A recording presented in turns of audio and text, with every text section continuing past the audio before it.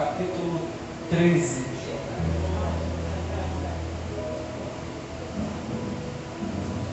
Verso 23. Livro de 1 Reis, capítulo 13, verso 23. Todos acharam, amém? Amém. Vai dizer o texto assim: E sucedeu depois que ele havia comido pão, depois que havia bebido, que ele selou para si um jumento, para saber para o profeta que fizera voltar. E quando ele se foi, um leão o encontrou junto ao caminho, e o matou, e a sua carcaça foi lançada no caminho. E o jumento permaneceu de pé junto a ela. O leão também ficou de pé junto à carcaça. Meu Deus! E eis que os homens passavam e viram a carcaça jogada no caminho. E o leão de pé junto à carcaça, e eles vieram e contaram isto na cidade onde habitava o velho profeta. E você pode tomar um assento? Oh, glória! Glória a Jesus! Tu és fiel, Senhor. Aqui é um texto, uma história bastante conhecida por nós, sobre a história do profeta novo e do profeta velho. Aqui se inicia o reinado de Jeroboão, e ali quando distribui as tribos, divide, Jeroboão assume o seu reinado. Só que no início ele até começa bem, no início ele até começa a fazer tudo conforme Deus queria. Só que no meio do caminho começa a entrar uma apostasia. No meio do caminho começa a entrar uma adoração que não era essencial para Deus. Até tinha adoração, até tinha templo, até tinha altar, só que não estava sendo de agrado para Deus. Você vai ver que no capítulo 13, no verso 1, quando Deus manda o homem de Deus, não se fala profeta novo, se fala o homem de Deus que vinha de Judá para ir até Betel. E aqui é interessante que ele vai clamar sobre o altar de Jeroboão. Só que o texto, a Bíblia, não cita o nome desse homem, mas cita que ele é homem de Deus. E aqui é interessante porque homem de Deus está atrelado ao caráter que ele tem, não o que ele faz. E aqui a gente precisa entender uma coisa, que a gente não pode ser reconhecido pelo que a gente faz, a gente tem que ser reconhecido pelo caráter que nós temos. E o problema é que hoje a gente se encontra numa geração que até quer pregar, até quer fazer, até quer ser enviado, só que não se dá como título de homem de Deus. E a gente tem que entender, melhor do que estar em foto em banho, melhor do que ir pregar, é o título de ser homem de Deus. Ele vai até Betel clamar sobre o altar. E é interessante que Jeroboão está de pé, de frente do altar, e ele vai queimar incenso. E aqui se trata de adoração. Ele vai queimar sua oferta para adorar a Deus. E aqui é interessante que quando o profeta chega, ele vai falar: ó altar, assim diz o Senhor. Ele vai clamar sobre o altar, porque o altar está todo quebrado, o altar está todo errado. E aqui é interessante que Jeroboão até está de pé diante do altar. Jeroboão está até adorando, só que está adorando de forma errada. E esse aqui é o problema. Quantas pessoas até estão dentro, quantas pessoas até estão no altar, mas está adorando de forma errada. E a gente precisa retratar o nosso altar diante dele. Não adianta a gente adorar de qualquer jeito, não adianta a gente fazer de qualquer jeito. E é interessante que ele vai chegar e ele não vai falar para o rei se converter, mas ele vai clamar sobre o altar. Eu lembro de Esdra, quando ele vai reconstruir o templo, antes dele reconstruir o templo, ele vai falar: reconstrua o altar, porque Esdra entende, melhor do que templo é altar reconstruído. Não adianta eu ter templo, mas se meu altar está quebrado, não adianta eu estar dentro do templo, mas o meu altar está fora do templo. É tempo da gente tratar o nosso altar aqui hoje. É tempo da gente tratar a nossa vida diante dele. Sabe por que o altar é importante? Porque aqui no Antigo Testamento, o contato que eles tinham com Deus era do altar. Era queimar a oferta e eles tinham a resposta de Deus. Se não tem altar, não tem resposta. Se não tem altar, não tem relacionamento. E o relacionamento desse homem aqui, desse rei, estava comprometido. E o profeta ele vai chegar não para querer destruir o rei, mas ele vai chegar para querer reconstruir o relacionamento dele que tem com Deus. E é tempo de você fazer um check-up na sua vida e olhar como está teu relacionamento com Ele, como está a tua vida com Ele. É tempo da gente não só vir para a igreja, mas reconstruir o altar que a gente tem com Ele, reconstruir a intimidade que a gente tem com Ele, reconstruir o contato que a gente tem com Ele. Não é tempo mais de brincar, mas é tempo de intimidade, é tempo da igreja orar, é tempo da igreja se alicerçar com Ele. E Ele vai chegar e vai clamar: ó altar, assim diz a palavra do Senhor. Isso daqui é lindo, porque Ele não vai profetizar sobre a palavra dele, mas o tratamento que o rei precisava estava baseado na palavra. E o que eu quero te dizer, ainda é a palavra que me dá tratamento, ainda é a palavra que me coloca de pé, ainda é a palavra que ainda quando eu estou abatido, ela vem e me coloca. Ainda é a palavra, valorize a palavra. O problema é que a gente está vivendo num tempo que as pessoas estão procurando profeta, estão procurando assim diz o Senhor. Só que antes de assim diz o Senhor, vai dizer: e veio a palavra a mim. Todo o ministério de Jeremias e Ezequiel vai dizer isso. O problema é que a gente quer o assim diz o Senhor, só que a gente não quer sentar para primeiro ouvir.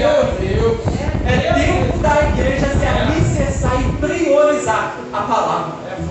Ainda é a palavra que me mantém no altar, ainda é a palavra que me reconstrói, ainda é a palavra que trata a minha vida, ainda é a palavra que me dá tratamento. E a gente precisa entender isso. Vai dizer que em Jeremias capítulo 18, o profeta está cabisbaixo, só que vai dizer: e veio a palavra a mim dizendo: levanta-te, desce a casa do olheiro. O que coloca Jeremias de pé não é amiguinho, mas é a palavra. O que coloca Jeremias de pé não é profeta, é a palavra. O que coloca Jeremias para continuar é a palavra. E a gente precisa entender isso.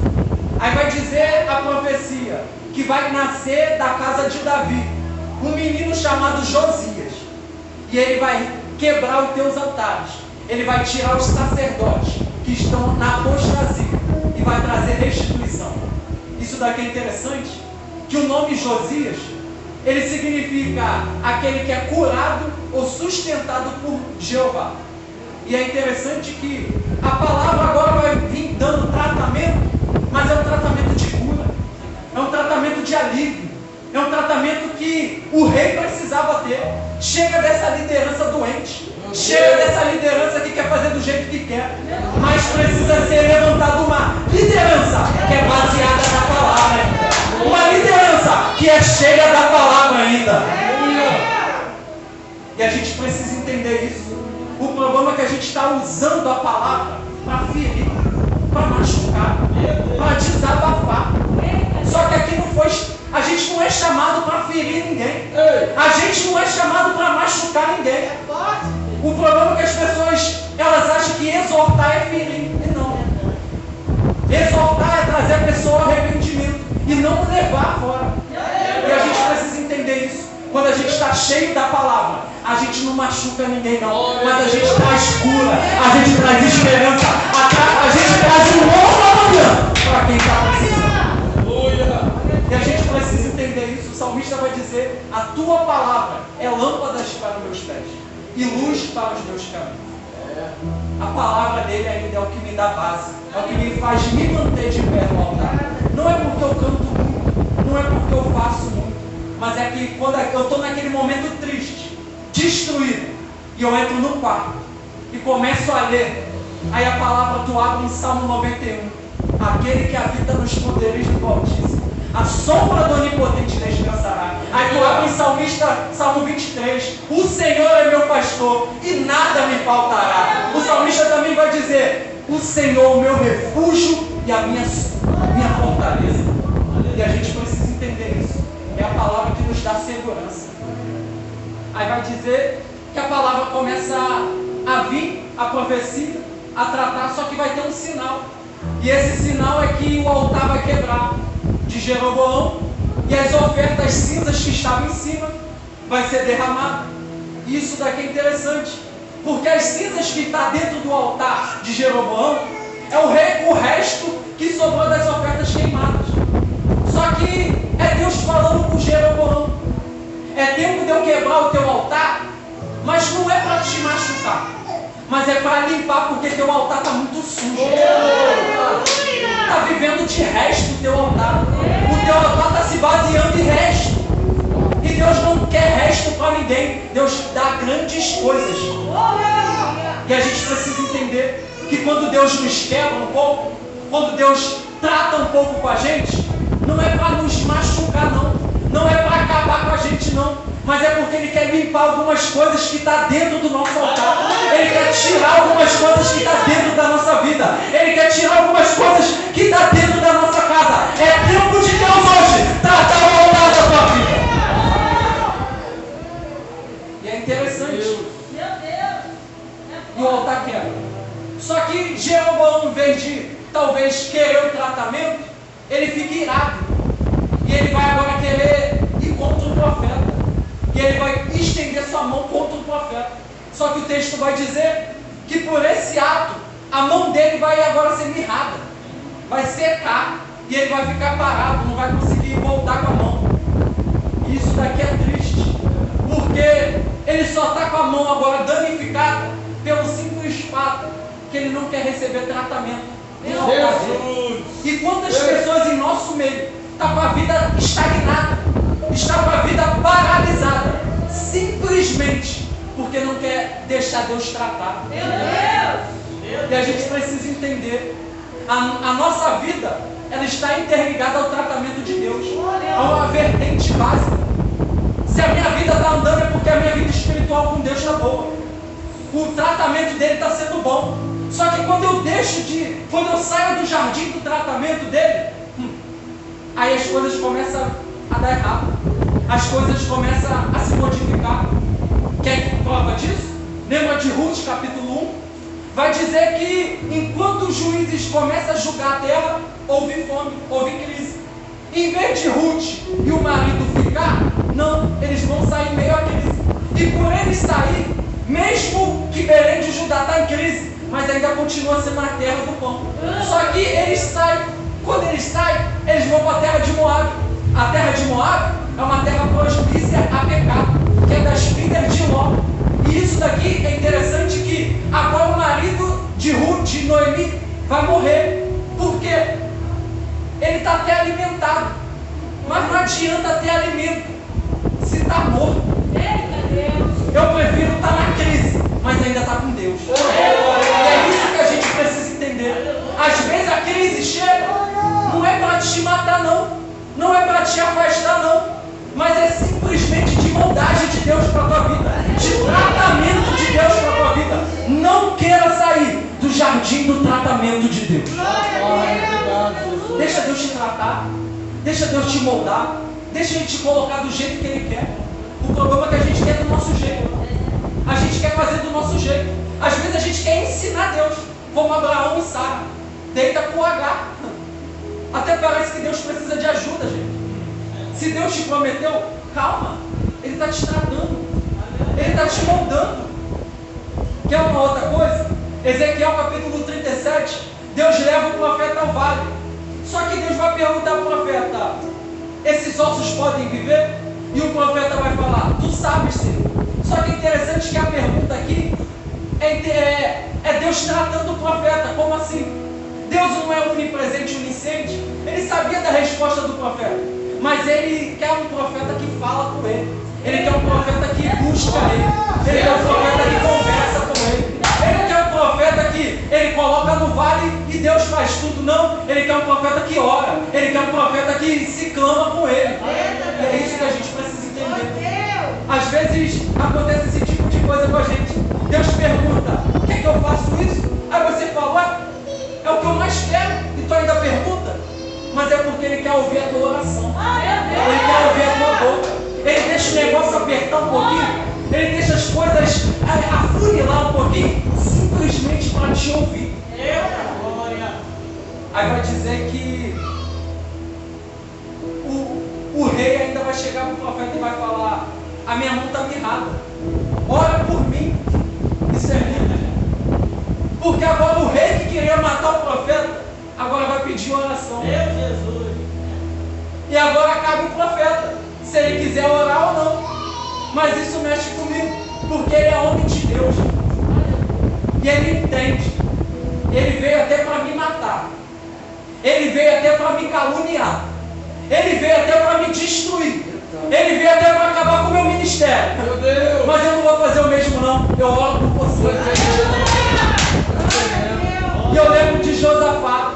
Estão vindo o exército com espada, escudo, com sangue nos olhos, para matar Josafá. Mas Josafá vai louvando. E quando eles estão querendo guerra, eu estou fazendo culto. E quando eles estão batendo boca, eu estou louvando. E quando eles estão querendo me caluniar, eu estou adorando. E a gente precisa entender, a gente não precisa descer o nível. Enquanto estão vindo te caluniar, ei, vai quebrantado adorando, vai louvando, vai orando, vai clamando. E a gente precisa entender isso. É uma vertente muito interessante. Porque ele queria matar, acabar com o profeta. Mas o profeta não faz o mesmo não. O profeta vai orar, porque o profeta entende. Eu não fui chamado para bater boca. Eu não fui chamado para querer descer o nível. Não. Isso é muito pouco. Eu vou orar por ti. E ele ora. Aí a mão do rei dá jeito. E isso que a gente tem que entender. É tempo da gente orar por quem está precisando. Às vezes você fala, mas eu vou orar se ele está me perseguindo. Jesus vai falar em Mateus: ora por aqueles que te perseguem e ame os teus inimigos. É difícil, não é fácil, mas é necessário. A gente não guardar mágoa para a gente. A gente não, porque enquanto você vai se retendo em mágoa, você só vai perdendo aquilo que Deus quer contigo. Se ele fica aqui batendo boca com o profeta, eu não vou orar, eu não vou fazer, ele ia perder muito tempo. Então ele prefere orar, ele prefere clamar. Aí vai dizer a história que um dos filhos do profeta velho está no culto, está no ambiente. E eles vão correr e vão contar para o profeta velho. E vai falar: ó, aconteceu um culto lá que a gente nunca viu. Aí talvez o profeta velho vai falar: o que aconteceu? Chegou um rapaz lá, um profeta novo, e ele fez algo que há muito tempo a gente não vê acontecer aqui em Betel. Ele clamou contra o altar de Jeroboão, o altar quebrou, a mão do rei foi mirrada, ele orou, a mão voltou. E o profeta velho está vivendo num período triste, porque ele está vivendo num período que ele não vai para o culto, mas ele vive de informação, ele vive de fofoca. Por quê? Porque ele já perdeu a intimidade. E é assim, quando a gente perde a intimidade, a gente fica no leve trás. A gente não estava, mas tinha os informantes. A gente não estava no ambiente, mas a fofoca chegou. A gente não chegou a estar lá, mas chegou até nós. E a gente precisa entender que quem tem intimidade não precisa correr atrás de fofoca. Porque o Deus que a gente serve, ele revela o oculto. Lembra de Eliseu? Vai dizer que o rei da Síria clamava contra Israel. Eliseu orava lá. E Deus revelava tudo que o rei planejava lá no quarto dele, sentado. E a gente precisa entender. A gente não precisa viver de fofoca. A gente precisa viver de oração. A gente precisa viver de intimidade. A gente precisa viver ainda de joelho com ele. O problema é que a gente está vivendo leve trás. Está causando discórdia. Se ele era profeta e serve a Deus também, era para ele aplaudir. Só que é interessante que antes, quando o profeta novo ele vai embora, o rei vai tentar persuadir e vai falar: vamos comigo para minha casa, eu vou te dar pão, eu vou te dar água, eu vou te dar alguns benefícios. E o profeta vai falar: não vou não, Talvez o rei vai falar por quê? Ele vai falar porque Deus falou para mim: não coma pão, não beba água e não volte pelo mesmo caminho. E ele obedece e sai. Isso daqui a gente precisa entender. É melhor a gente ficar na obediência do que a gente pegar alguns pães que estão por aí. É melhor a gente permanecer na voz de Deus do que a gente beber algumas águas por aí. É melhor a gente ainda permanecer na vontade dele do que a gente entrar por caminhos que não era para entrar. Aí vai dizer que o profeta velho vai perguntar para os filhos: mas para onde que esse profeta foi? E os filhos vão falar: ó, ele veio de Judá e ele foi para lá. Aí agora o profeta velho vai vir, vai selar uma jumenta e vai atrás do profeta novo. Vai encontrar ele assentado num carvalho. Isso daqui mexe comigo. O profeta acabou de profetizar ser usado por Deus e agora ele está no desconforto do carvalho. Ele vai se assentar, e quando se fala de assentar, se fala da pessoa parada. Ele acaba de ser usado, ele acaba de fazer aquilo que Deus quer, mas a realidade dele é triste. A realidade dele, ele está parado e desconfortável num carvalho. E quem nunca passou por isso? A gente foi usado por Deus, a gente está na vontade de Deus, mas quando a gente olha a realidade nossa, a gente fala: desconfortável, machuca, dói. Só que o profeta velho vai chegar e vai falar: ó, vamos comigo lá para minha casa, comer pão, beber água? E o profeta vai falar: não vou, porque eu fui ordenado por Deus: não coma pão, não beba água. E isso é lindo, porque ele prefere o desconforto do carvalho do que estar dentro de um palácio. Mas entenda, ele está até desconfortável, mas ele ora, ele ainda sente Deus. Ele ora, ele ainda busca Deus. E a minha mensagem para alguém aqui é: não troque o desconforto do carvalho pelo conforto do palácio. É tempo da gente entender: estamos até desconfortáveis, mas ainda temos Deus. A gente está até passando luta, mas a gente ainda tem Deus. A gente está até triste, mas Deus está conosco. Eu sinto Deus aqui. A gente precisa entender isso. Às vezes a gente se encanta com o palácio, a gente se encanta com o que o palácio oferece, mas a gente precisa entender: não troque o desconforto do carvalho pelo palácio. Sabe por quê? Isaías 43: ainda que passarem pelas águas, elas não te submergirão. Ainda que passe pelo fogo, ele não te toca. Você está até atribulado, mas não está derrotado. Você está até machucado, mas Deus ainda te sustenta. E a gente precisa entender isso. É culto da família. Talvez você vê o que Deus faz aqui, e quando você volta para casa, a tua realidade é outra. Você olha e fala: Senhor, mas eu estou fazendo tudo certo. E por que isso? Por que aquilo? Só que eu lembro de o salmista Salmo 23, quando se trata: o Senhor é meu pastor e nada me faltará. Essa passagem no original, ele não existe o nada. Aí fica: o Senhor é meu pastor e ele não me falta. Sabe por que você ainda está de pé em meio à guerra? Porque ele não tem te faltado.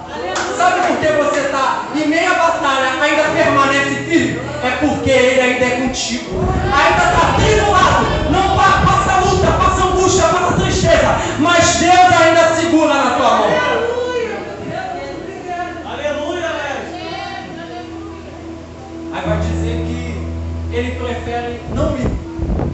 Só que agora mexe comigo. Eu estava lendo, isso é triste. Eu chorei com o meu pai. O profeta agora velho vai chegar para ele e vai falar: ei, mas eu também sou profeta.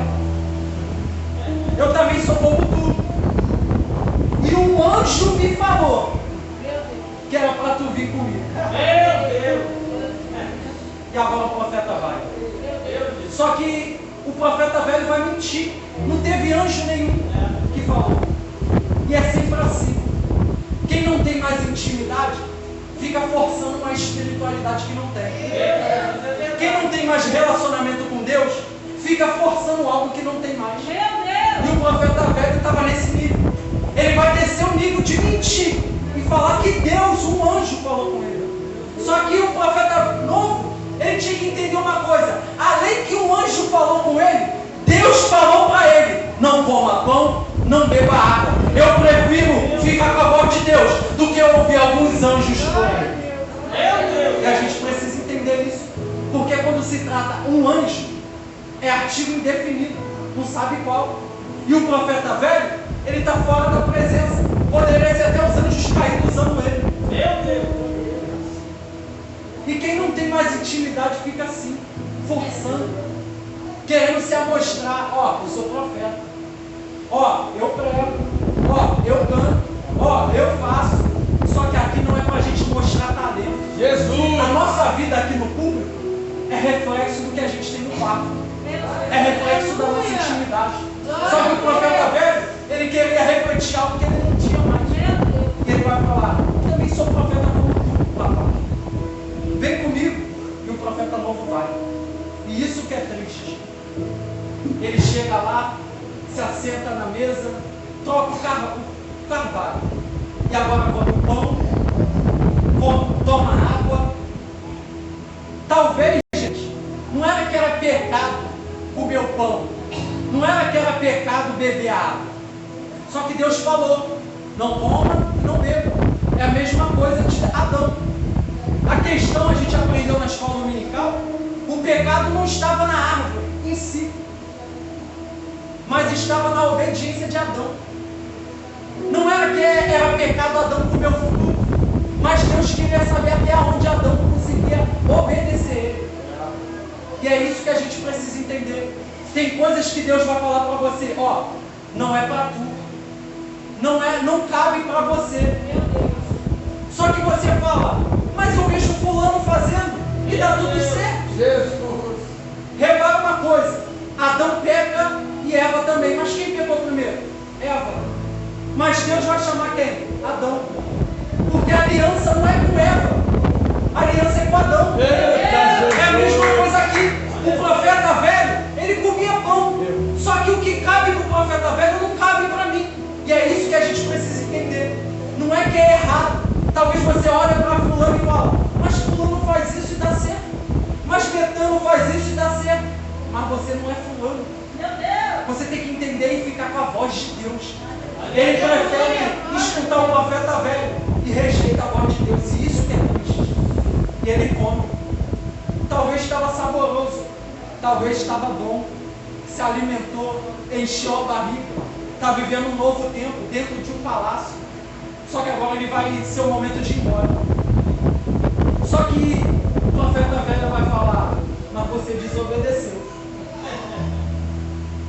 Quem que oferece o pão agora vai apontar. Meu Deus! E Satanás é assim. Ele vai te dar o prato, come, vai te atiçar. Só que quando você come e faz a vontade, aí ele vai falar: ué, você desobedeceu. Você não era para fazer e fez. E é a mesma coisa aqui. Pessoas oferecem, colocam alguma coisa na comida dele, ele come e agora vai apontar, vai acusar. E o triste realidade é que estamos vivendo um tempo de profeta velho, que prefere alimentar e ver o outro morrer para depois apontar, para depois acusar, para depois destruir. Aí vai dizer que o profeta está vindo embora. Eu já estou fechando. O profeta está vindo embora. Quando ele chega no caminho, vai aparecer um leão. Só que, gente, quem tem mais carne? É a jumenta ou o profeta? E o leão vai aonde? Ele não toca nem na jumenta, mas ele vai tocar no profeta. Só que um detalhe: o leão traga o profeta, mas ele só tira a vida, a carcaça fica jogada. Ele não destrói tudo, ele deixa a carcaça de lembrança para quem agora passa e vê a carcaça. Para quem agora passa e fala: profetizava, pregava, fazia, cantava. Eu estava. Meu Deus! E aqui que eu já fecho e entro na mensagem que Deus colocou no meu coração, que é interessante na história de Daniel. Ele é jogado na cova dos leões. Mas o que livra Daniel da cova é a intimidade de oração que ele tem. É a vida de oração que ele tem. O profeta perdeu isso e agora vive de carcaça. Só que Daniel vive de vida. E quantas pessoas estão em nosso meio? Estão até aqui, mas só está a carcaça. Está morto, está destruído, é só cadáver. E Deus está quer trazer restituição para a tua vida espiritual. Deus quer tratar a tua vida hoje. Deus quer cuidar. Chega desse tempo de você viver em carcaça. É tempo de você viver intimidade. O que livra a gente do leão não é o nosso braço forte somente. Por quê? Davi mata o leão, o mérito dele. Sansão mata o leão. Mas quando trata de Daniel, é oração. É vida de oração. E a gente precisa entender isso. Que a oração ainda nos livra de certos leões. A oração faz a gente guerrear e ganhar de certos leões. Quer vencer o leão? Quer vencer o diabo que quer te tragar? Porque fala que ele está ao nosso derredor, bramando como leão, a quem possa tragar. Quer destruir o diabo? Tiago vai dizer: sujeitai-vos a Deus, resisti o diabo, e ele fugirá de vós. A gente só vai vencer quando a gente se sujeita a ele. A gente só vai vencer pela graça que ele derrama na nossa vida. A gente só vai se manter pela graça que é adquirida na nossa vida de oração. E é interessante que o leão fica de pé do lado da jumenta e o profeta caiu, a carcaça caiu. E quem passa olha, pregava, cantava muito, fazia muito, só que não preservou a intimidade, não preservou a obediência. E isso que é triste. O profeta não tinha mais jeito, mas eu creio que para vocês tem jeito. Para a gente ainda há esperança. Ainda que você esteja vivendo nesse período de escassez, período de sepulcro, período de carcaça, o céu hoje te traz renovo. O céu hoje te renova hoje. Traz vida. Traz esperança para a tua casa. Traz esperança para a tua vida. Traz esperança de um novo amanhã. O céu ainda nos traz. Ainda faz a gente clamar e crer no nosso novo amanhã.